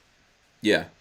And as you've said here, there just might have been a better way to go about this, knowing that there were like No women doubt. and kids involved in this. Armament and Axes, I'm going to keep following up with him here. He says, I lived my life over many years watching this on the news. Never know what to believe from mainstream media. Of course, but you were there. Now, obviously, you're on your side. And, and I think people have to give you, they have to understand that you guys, and I know some people hate this, but you guys are brothers in arms. You're doing a job together, right? You've got to rely on each other. Right or wrong? But I do not think Mm-hmm. that there was an overwhelming majority of ATF people that thought Waco was a good plan. Mm-hmm. And when we lied about it and tried to cover up, it just made it worse. Mm-hmm. Yeah. I hope... I wouldn't have done the operation. True story. Mm-hmm. I'm sitting there the morning where I got the page when the operation was happening and the shootout happened. Mm-hmm. And before I got that page and before it hit the TV, I was at my in-laws' house with my kids. We're at grandma and grandpa's and having fun. Mm-hmm. And he gets a newspaper every day. And I opened up the newspaper and I saw the article about David Koresh, Mm-hmm. the Axis of Evil or whatever it was called. Mm-hmm. And I knew what it was about because we've been briefed minimally. Mm-hmm. And I knew something was going down in Texas. And I saw that story and I looked at that compound and I said, please tell me they're not even thinking about hitting that. That's nothing good can happen out of that. And I'll be damned if 15, 20, 30 minutes later, my beeper went off. The TV was splashing the shootout on there. And they went for it. Mm-hmm. Yeah. I know the players. I know the architects of Waco. Mm-hmm. And they were not going to abort that mission for anything. They had stars in their eyes of the biggest law enforcement raid ever. Instead of going, we may be compromised, let's stand down and check this out further and whatever. So the people in charge were a bit of, would you say, glory hounds looking? Yes. They put stars on the badges? For lack of a better word, I don't need to say their names. They're in the Waco report. Yeah. Mm-hmm. But they were all 20-year guys. They were soon to retire in a couple of years. And this was their big hit, the biggest law enforcement raid in history. And they just couldn't say no. Yeah. When you look at... Even though those people needed to be, taken down. Yeah, it seems like there was a job to be done there, but the job wasn't necessarily, or that part of the mission wasn't executed properly. I think everyone looking at that was probably like, Oh, yeah. like, what the hell's happening here? Well, How every can this go so badly every wrong? Anti-government or 3%er went, aha! See, the federal government is out there to get you, which is not our job. But it sure was a bad visual. So I guess this is a good segue for a personal question, if you don't mind me asking.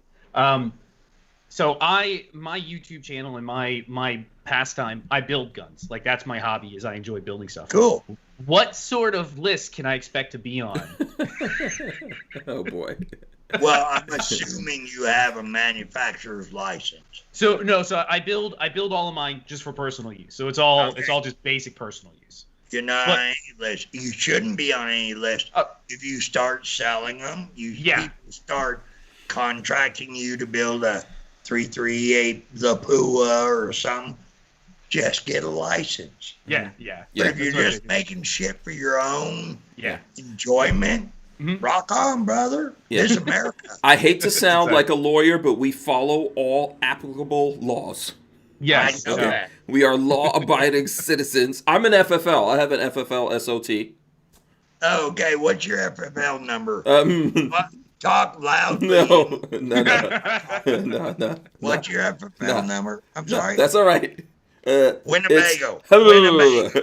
Winnebago. Move. Hit them now. Did you have? Were there code words that you guys had for sending guys in? Was Winnebago like a code word or something? Is that a thing? Dude, that's a funny story. It was one of the undercover tapes. When you go through the ATF Academy, you got blocks of instruction: firearms laws, alcohol laws, explosives. Then you do the undercover program. One of the videos was literally Winnebago. So we always joke about it because that was in our training. I always used Joey Buttafuoco. Really? That was your code? You're not the only person who used Joey Buttafuoco. Joey B. The reason I did is I knew no matter how drunk I was, or how scared I was, or how crazy the situation was, I would never say Joey Buttafuoco unless I meant to. Yeah, Buttafuoco, man. A guy who will live in infamy. Yeah. Let's see. You eating, dude? My wife just got home from work. She's a nurse at a local hospital, and she picked up McAllister's for dinner. So. Oh, look at that. Yeah, he's doing overtime duty here. So, there's a couple of things. Does he get paid for this? Hell no. No. Listen, we give him free T-shirts every now and then. You get paid for it, right? Who, me? Minimally. Yeah, listen, I think so. The financial side of this, we do enough to keep it going. Like, I'm actually in a studio here, which we got to rent the studio, and there's a whole bunch of expenses and all that kind of stuff involved in it. But there's folks out there who help support us. We have people that sponsor, like Harry's Holsters that I was talking about, and other folks that help us out, and we're able to pay for it, and keep it going. So as long as I could do that, I'm in it, because this whole thing interests me, And I think that we all form our opinions based on our sides. And one of the things that I find really, and I genuinely mean this, deeply interesting about this, is we all form our own opinions. But the beautiful thing about being human beings is we get to talk to people like yourself. And we get to realize that a lot of times our opinions are very flat. They're not three-dimensional. And there's maybe other sides to the story. Whether we choose to agree with it or not, right? I'm sure there's people out there that, will, if they hate the ATF, they'll still hate it, or whatever it is. I think that it's interesting to talk to someone on the other side of a lot of these situations and all the different things that you've seen and we've all watched play out on TV and in the news. It's interesting to me to do it. So that's what keeps me going. A quick funny story.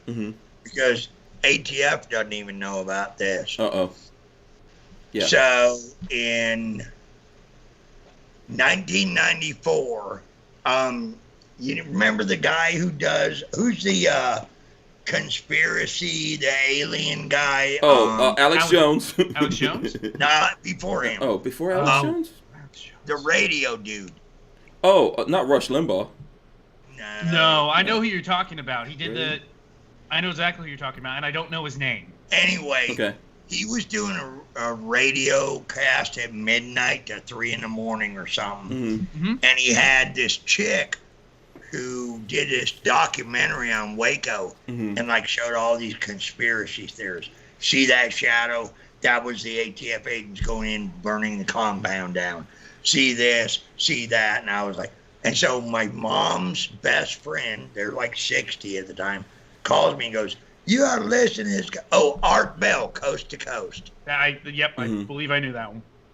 Okay. So Art I Bell. listened to it one night, and this chick, a lawyer, Linda somebody, was on there and just Todd S. came up with that too. spreading all kind of shit about Waco, and I was like, oh my God, this ain't true. They said, you ought to call in. So I called in, Mhm. and he was like, how do I know you're an ATF agent? So we went through that whole song and dance. Mhm. So he scheduled me and her to debate, and we were on for the next 6 nights. And I was Special Agent X because I was on the job. I was on the job. I didn't want to. You could have been Fox Mulder. I could have been fired or whatever. Right. Oh, you were still. So but you I were still was on the like, job. He was sending all this bad Mhm. information out about Waco. So I called in, and we did it for like 3 nights, and I got all the cassette tapes upstairs. Oh boy. cool. Yeah, that's nice. Yeah, it was pretty fun. Yeah. Listen, man, look, I really do recommend the book. I thought, like, when I started listening to the audio, I know you're not, like, super happy with the guy doing the audio. I think he's doing a good job. He doesn't have a gravelly voice like yours. I don't know how you even, I'm assuming you weren't born with that voice, so everyone No, can. that was like 40 years of whiskey in Chesterfield. Chesterfield, okay. All right. I think people in the chat were trying to figure out exactly what you're smoking. I don't know if that's Chesterfields you're smoking right now. I have no idea. But, you know, I think this is really interesting. I could see people making a movie or something like that out of it at some point, if they're interested in doing that, right? Yeah. You know, I find the whole thing interesting, and it's a tough deal, right? What happened in Waco is just really a tough deal. It's a place where in American history, lots of people messed up big time, and didn't, you know, I think they didn't slow down what was happening there and try to figure out how to do that in a completely different way. Nope. Yeah. So Can we? go ahead, Patrick. No. I was gonna try to change the subject. Can we bring it back to modern ATF? Mhm. What do we need to do to get them straightened back out? Because I feel like from your experiences, you may know more about the insides and outs of how they run, and Yeah, or I should know it a be lot of- abolished? Because there's people out there that would you say know- abolish the ATF. I say that all the time, by the way. Full disclosure. ATF has been on the bottom rung of what is important in the federal government. Hmm. So you have certain political interests pushing against ATF. You have certain political interests pushing up the ATF. Why haven't we had a director, a Senate confirmed director, in over 6-7 years? Hmm. Hmm. Mm-hmm. Now, when No, you have a Senate confirmed director, which since we moved over to Justice, back in the day, the Secretary of the Treasury would just appoint a director. Hmm. But now, under Justice, our director has to be a Senate confirmation. The hearings and come out of it. They just had one for that FOP guy, and he just Yeah, was crash so and burn. mad. I They think couldn't. I think they it's a political football, right? It's a political football. There's people who want to use the ATF to shut down gun folks like myself. You know, they want to dismantle or at least severely neuter the Second Amendment on one side. And then I think on the other side of that, there's people who try to act like they believe in the Constitution or try to make it look like they believe in the Second Amendment, but they really don't. which is 90% of ATF, I got to tell you. Mm-hmm. The problem is the bosses are all jockeying. Mm-hmm. And we haven't had a Senate confirmed director for, well, shit, since I retired. So they're acting directors, which means you have no clout, no juice. You can't come to a Senate or a congressional hearing and be shoulder to shoulder with the FBI director. Why? Because you're an acting director. Mm-hmm. So why hasn't there been an appointed director in the last 6-7 years? That's a good question, man. And I think, well, how come, let's say in Trump's tenure, and I don't know where you're at politically, it doesn't matter. If Well, you know. he forwarded a nomination. It was a really, really bad nomination. Why? Okay, I'm glad you said that. But that's the point, though. Why did he put that guy up? How could that have been serious? I mean, Republicans killed that one. Good point. It's almost like a setup. know. It feels like I feel like ATF is a good scapegoat, and lots of people. So here's the thing I think about. We are the government's bitches right now. I think so. Because And we have an acting director, Yeah. a deputy director who's a total tool, Mm-hmm. total tool, Yeah. and they're We just still got Obama appointees in there. How so? The crazy thing to me is we're like, we're here at this point, right? The end of 2020, and we've had Obama appointees in there for the last 4 years. How can even on the Republican side, how even on Trump's side, can these guys be serious about something? They haven't really made any serious attempt. And then now we're looking at like possibly Biden coming in there. I think, a jacked up election. But Biden's coming in and already making plans to use the ATF to go after things. It's just this weird football where on the left or the right, it seems like they don't believe in the Constitution or specifically the Second Amendment. And they want to use the ATF as the scapegoat to do things they don't want to do. the upper echelon of ATF might be hyper political because they want to keep their positions and want to keep things going.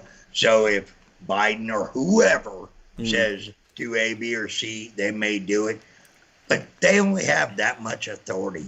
Understand, our agency was enacted by an act of Congress.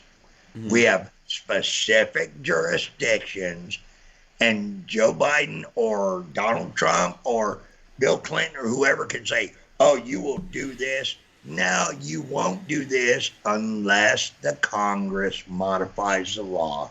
So it's not as dire as people would think, but it's scary because you have a acting director who will go where the political winds blow to keep her acting director position and maybe be nominated for a director's position in the Senate. Yeah.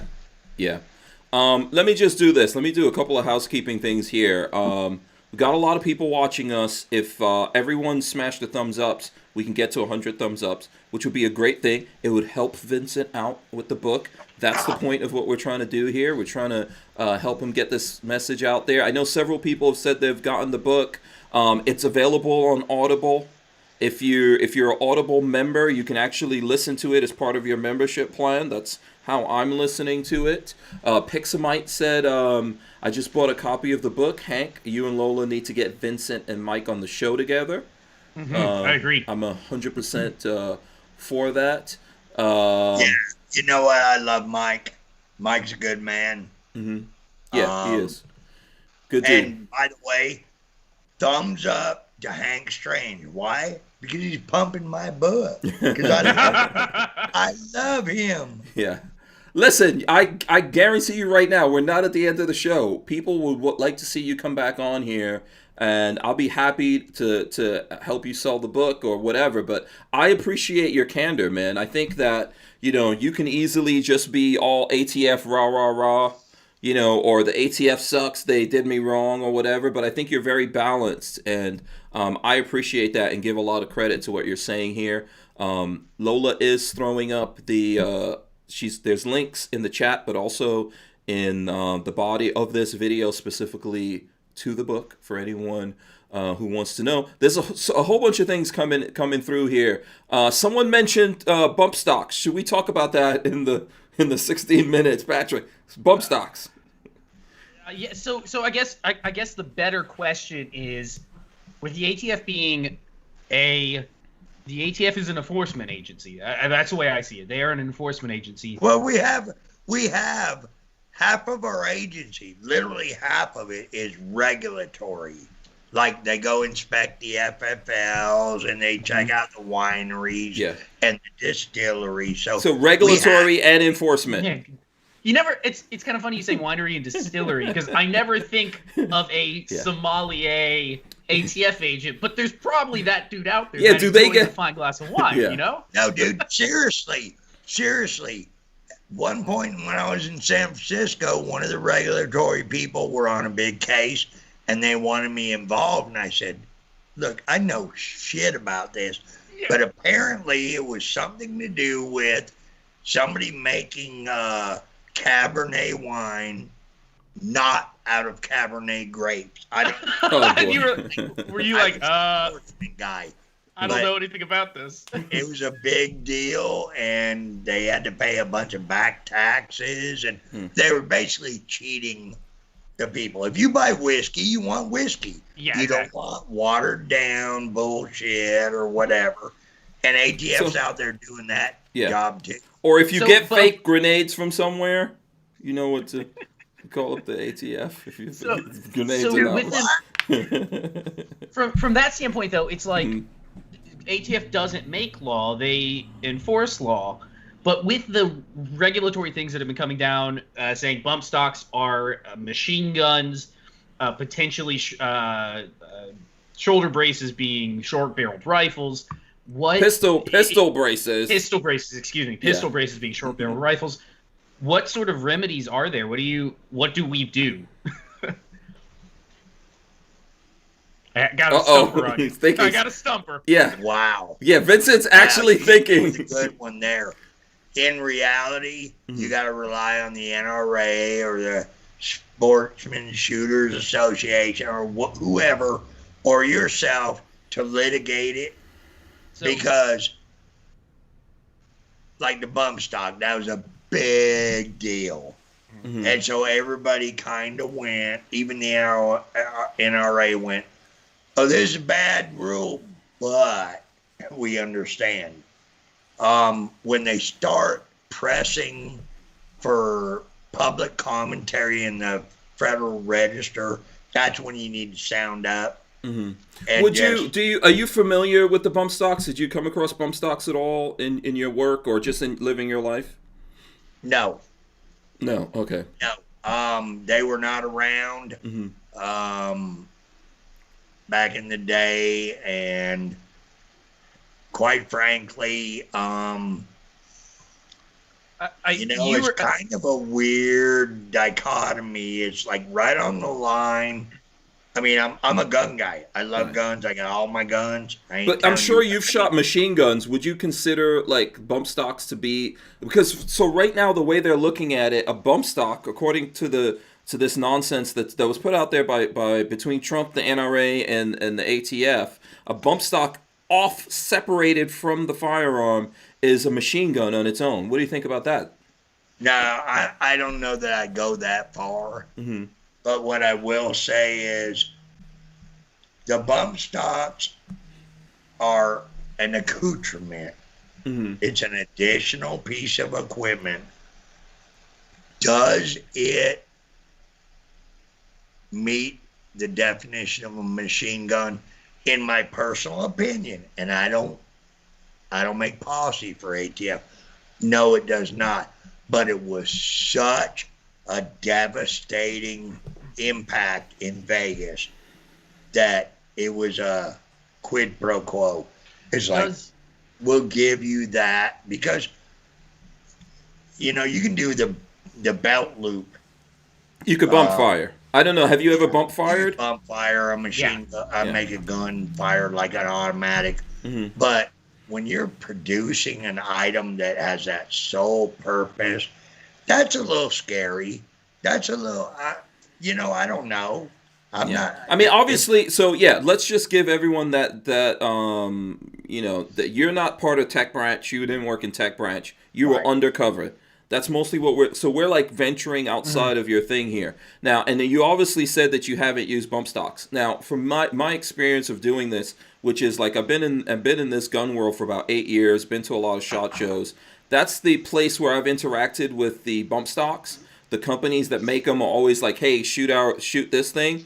Never worked. So the whole idea that was working so well in Vegas to me is really kind of ridiculous. Oh, I think they work. I think well-produced ones work, but I don't know that. Look, criminals don't follow the laws. See, that's so what.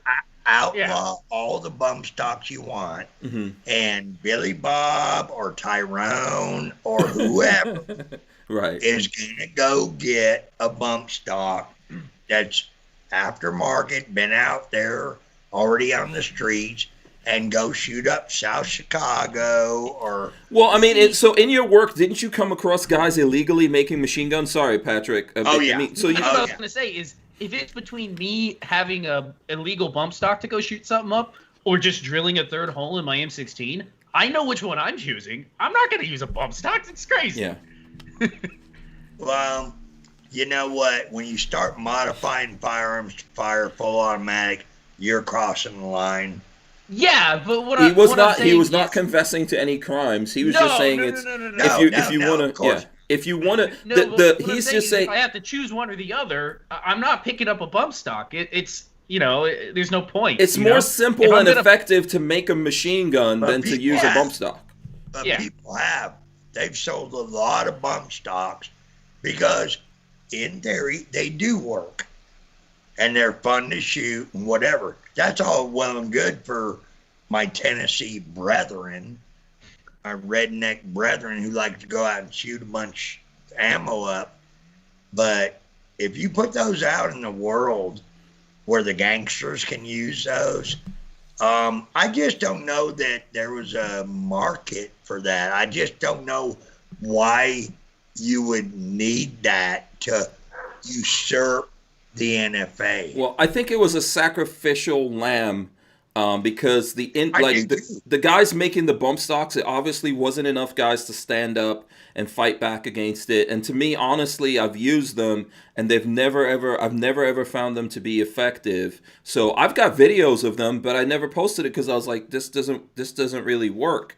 Those guys it goes completely against the manual of operation of a rifle. It's such a minor argument, though. When we're talking about the Second Amendment and your right to keep and bear arms to protect your family, to hunt, to sport shoot, to do whatever, really the bump stock, throw it in the trash. Yeah. It's fine. Kermit Loves Bacon says you should actually try one to see if you...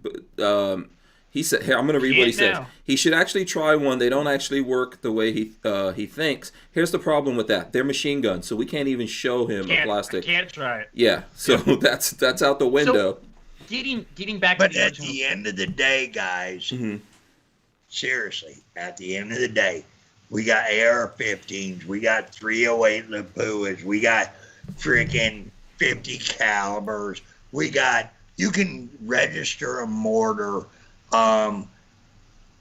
Literally, you can buy machine guns and transfer them.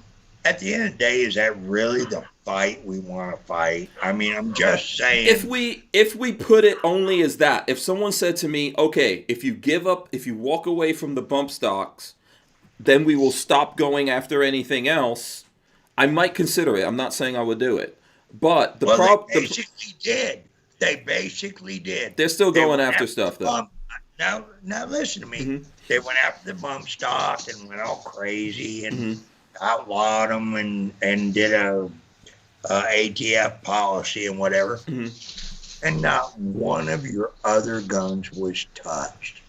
Not your 50 caliber Barrett, not your AR-15, not your AK-47, not your extended magazines.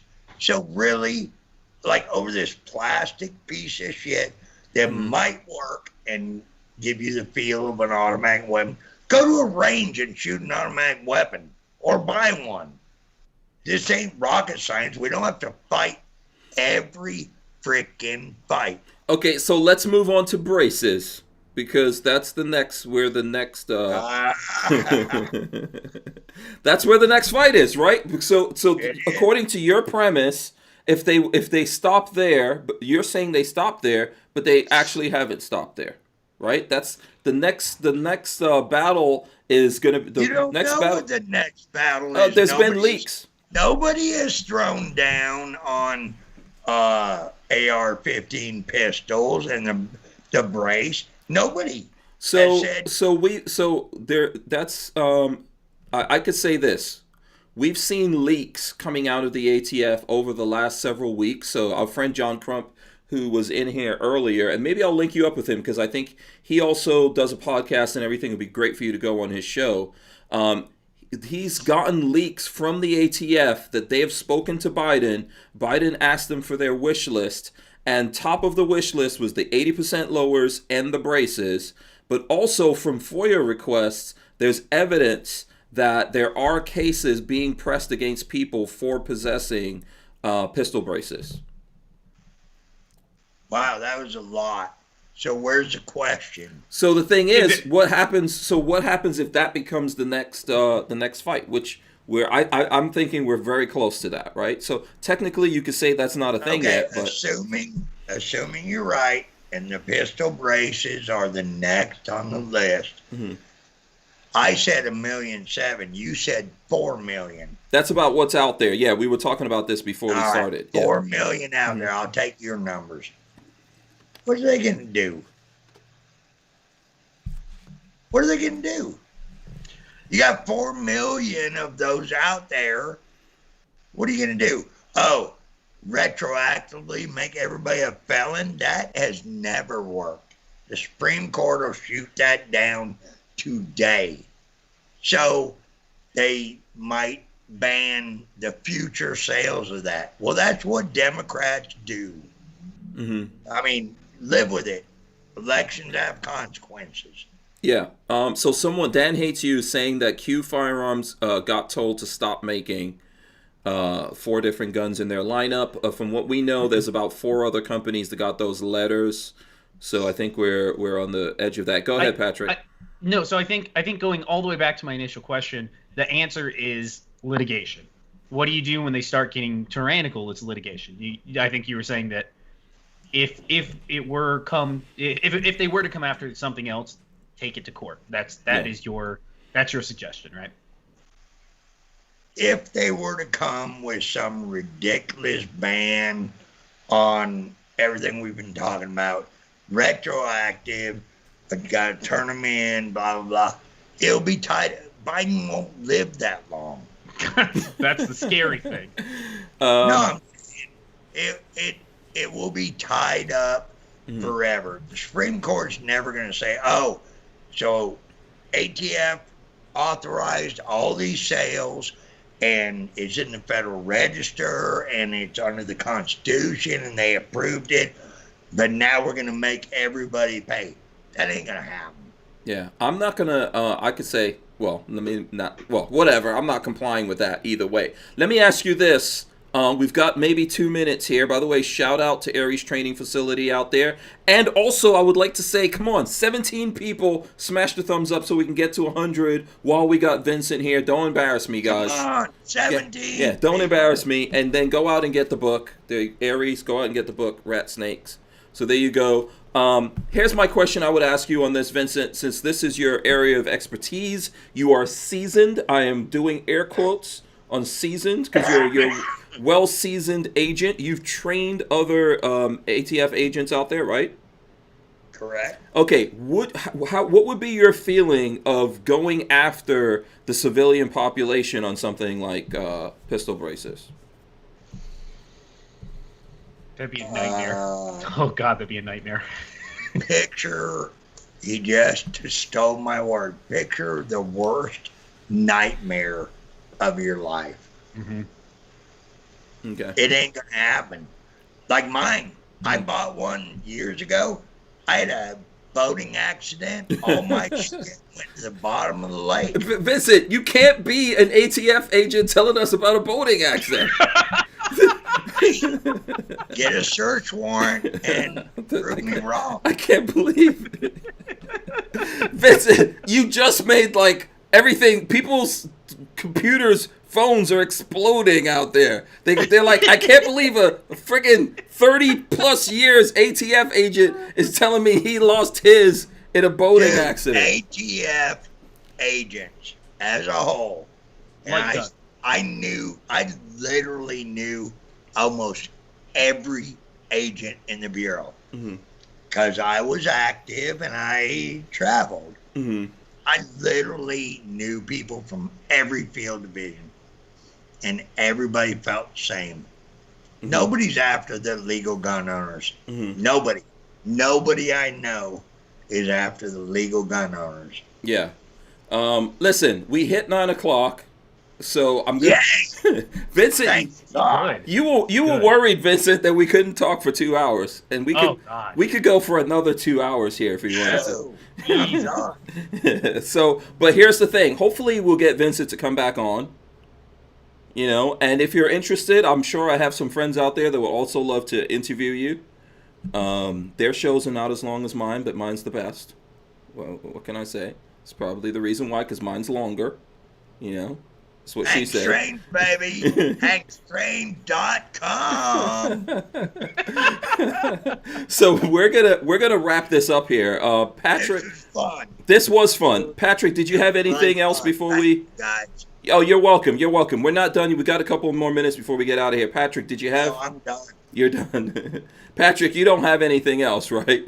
No, I got lots of questions answered. Come on, Patrick. What you got? You answered a ton of questions. It was good. Yeah, let's do this. Patrick, for the folks out there who are listening, watching, if they want to support you, how can they do that? YouTube.com/babyfaceP. If you want to see an MP5 being built, go check it out. Absolutely. Yeah, baby. Yeah. Okay, so I'm going to ask that same question to you, Vincent, for the folks out there. And let me get this comment from Clint Sanders. He says, I don't agree with everything Vincent has said, but it's good to hear an old head with inside knowledge. Would love to see more of him on the show. And he gave us a big thumbs up. For the folks out there, Vincent, who are just now discovering you, how can they find out more about you, communicate with you, help support you? You know what, dude? If they go to www.ratsnakesbook.com, that'll be my book. If they want to just interact with me and have questions, and you know, I'm in the game. They'll give them my email address and whatever. Okay. All right, cool. Yeah, so... thanks for having me, guys. This is a lot of fun. Yeah, you're absolutely welcome. Thanks so much for coming on, taking our questions.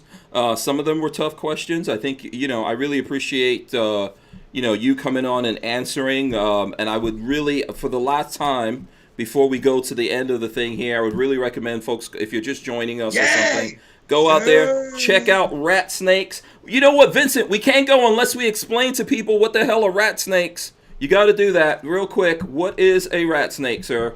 All right, the concept, it like evolved a bunch of us operators, undercover operators, and basically the bosses didn't like us, but they needed us.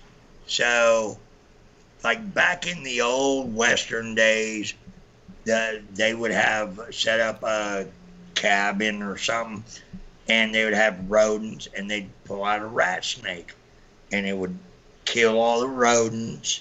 And then they'd put the rat snake back in a jar in the basement until the next infestation. But that's kind of the way we felt as undercover agents. And, like, we were never in the cameras or we were never in the limelight. But when they needed us, they pulled us back out and we'd go kill the rodents. Absolutely. You know what? That's cool. If this was a lot of years ago when I first moved to Florida, where I live now, out in the country, I wouldn't know what a rat snake is.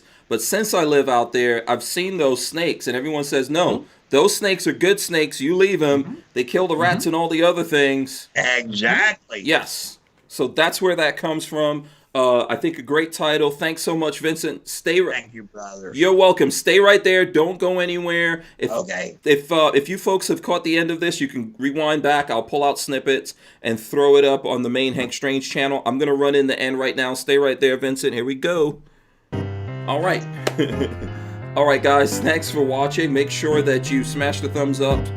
Ring the bell so you can be notified every time we go live. We're gonna rip the audio out of this and throw it up on iTunes and all the other places that you guys can get your audio podcasts from.